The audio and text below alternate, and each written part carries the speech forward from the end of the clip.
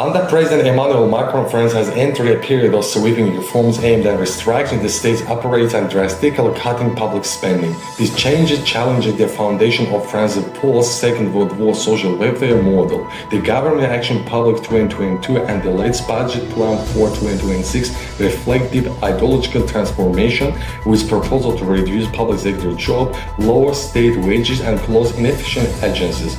By next year, 4,000 civil servant positions are to be cut, with further reduction expected. Unions strongly oppose these moves, warning of worsening public services and rising inequality.